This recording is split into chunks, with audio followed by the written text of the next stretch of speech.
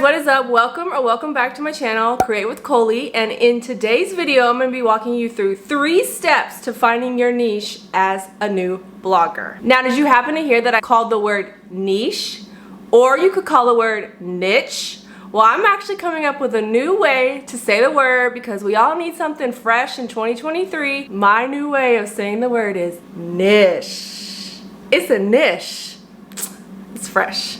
Alright, so the first step to finding your niche is you have to figure out what your why is or what your story is going to be. So I actually wrote a blog post about this, going step by step about how you can discover what your purpose is and finding your why, which I will link down below in the video description. Now, keep in mind that when you're thinking about creating a blog or a business, you don't want to focus all on money. Yes, we do want to make money, but you also have to align your passions, your strengths, and then find something that's also profitable and can be monetized. I actually did that with blogging. I had a lot of people reaching out to me, friends, people on social media, and they were asking me questions about blogging and social media, and I realized that that was actually something that would also be able to be monetized. Keep in mind that your story really matters and that your life experiences and things that you've overcame can really help people in the future. Of course, you don't want that to be your entire focus of your blog, but you can kind of feed that into some of your blog posts or your content where you can share personal tidbits about your story and you can answer the pain points that your potential follower might have. All right, so the first step to figuring out what your potential niche should be is you gotta do a brain dump. So in order to do that, pull out a handy dandy pen and a piece of blank paper and just start jotting down your thoughts. Like anything that comes to mind, it's like therapy. Just clear it all out and just think of different topics of things that you could write about potentially for a blog, or what would you want to create content surrounding, and just start writing stuff down. And it's so amazing, you won't even realize until you actually do it what is in your brain. Like, man, I remember when I did my first brain dump, I had so much information all over the page, and it can literally just be everywhere. It doesn't have to be organized in any certain way. It could just be totally random, but just jot down all your thoughts, all the things that you think that you could potentially write about, and just jot it down. And then once you're done creating that, you can either, take the information and transfer it over to a computer, or you can organize it on another blank sheet of paper on the back side and put it into lists based on different categories. Try to categorize them in a way, and then you can kind of see, okay, well, which lists on my paper do I have more topics on? It's really amazing when you do this like brain dump and you start to see what was all in your brain. You don't even realize that just one of those topics that you write down on that piece of paper could actually branch out into so much more. I remember when I first did this and I was writing down a lot of topics like about blogging and social media, and you might think like, oh, you're just writing about blogging, it's just so like minimal, it's just whatever, it's just about blogging. Blogging really branches out into multiple like veins. It's so crazy. So you could talk about like setting up the blog, doing the technical side, setting up a website, search engine optimization, social medias, Instagram, Facebook, TikTok, like all those things, getting seen on Pinterest, getting seen on Google, like all those things. Like there's so many facets to what I was talking about, which is blogging. When you think about what you want to talk about, you might see one topic and it could branch out to so much more. So the sky is the limit. Number 2, you want to start to think about what are your strengths. What are your strengths? I had to pull out my dog's little dumbbell, dog toy. So what are your strengths? I remember when like I mentioned earlier, I was working in accounting. I had a 20+ year career in accounting. I was just pushing numbers, like that's what I was doing. But on the side, I was doing social media for one of my friends who's a wedding photographer and just taking on clients on the side, and didn't realize that this was actually becoming one of my strengths.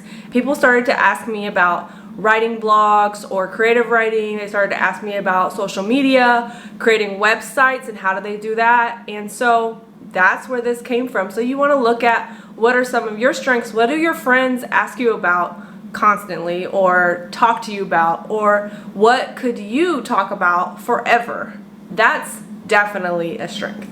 Okay, so then if you're still not sure what your strengths are, you can actually go to your friends. Your friends, they know you the best, and you know, they just know what you're good at. And so you can go to them, and what I actually did is I went over onto Instagram and I kind of created like a Google form, and I just like linked it on my stories. It had a bunch of questions on it. It had, you know, it started off with some basic questions like what's your name, where are you from, you know, what's your email address, and those things of that nature. But then it continued and I asked them questions like, you know, what obstacle did you see me overcome that inspired you? Or what do you think my strengths are? What are my weaknesses? It can help to know your weaknesses. If you could have coffee with me for 30 minutes, what would you want me to teach you? Or what would we talk about? What is one of your pain points surrounding the topic that you would want to talk about? So I actually created a download, and I'll put it down in the description below where you can download it for free. All right, so now for the third step, which is just a super easy step. I learned this from a video from Sunny Lenarduzzi where she was talking about finding your hero story, which is basically talking about like finding your niche. And in that video, she talked about what would you do if you were at a TED Talk and someone came up to you and said, hey, we need you to come on stage for 30 minutes and talk about a particular topic. What would you talk about? Like, what would your one thing be to talk about? I know for me, I definitely would talk about blogging and social media and all those things. Just consider that and think about that, and then that can go with your other research as far as figuring out what your niche is. So the last thing I wanted to mention in this video was just when it comes to coming up with the concept or the name of your blog or what it's surrounding, once you figure out what your topics are, you can kind of figure out, okay, like, you know, what your niche is gonna be. But when it comes to naming your blog, don't spend so much time trying to figure this out. Like, I spent so much time trying to figure this out. Sometimes the easiest thing to do is to just use your name. When I first got started, I actually had multiple blog names and domains. I actually started, as I mentioned, I had a PTSD blog that I was gonna try out. It was called La Bravie, which basically means the brave life in French. And then I did blogforthesoul.com. That was fun. I just talked about like random stuff. It was kind of like health and fitness and just, I wasn't really talking about blogging at that point. And then it switched over to Wellness Lifestyle, which I was talking about like wellness, eating, working out, and being a wife. And then lastly, here we are, landing with Create with Coley, blogging, social media, and all those things. So I'm definitely done switching domains. However, I will have one more domain that you will see in the very near future. Another thing that you can consider is putting a keyword in your name can help as long as it's catchy. So for instance, let me just say, I'm going to use my wedding photographer friend as an example. I'm probably using her as an example throughout the entire part of this YouTube channel. Her business, her name is Holly Drennan, and her business is Holly D Photography. So it actually works to her benefit because she has the word photography in there. She does wedding photography. She didn't want to put just Holly D wedding photography because she does all types of photography. Her focus is wedding photography. So putting in that keyword into your blog name or into your business can help, but you don't have to. You can just use your name if you want to. If you're still not sure after all these steps, these 3 steps, and the extra stuff, the little bonus step I gave you, if you're still not sure what you want your niche to be about, go ahead and send me a DM. Here's my Instagram handle, and I will walk you through and like help you to try to figure it out. In the next video, I'm gonna be walking you through why you need a WordPress.org website and not a .com, and what's the difference between Wix, Squarespace, all those things, and what's most important. We're gonna be walking through it. So come back here on Friday, and don't forget to hit that subscribe button, click that bell to be notified when my next video goes live, which is on Friday, and we'll see you all in the next video. I'm going to be talking about gaming and more gaming, and then I'm going to be talking about how to walk a Doberman. Oh my god, I'm so excited to be talking about this video. You guys follow me on TikTok. You can follow me on, yeah. Alright guys.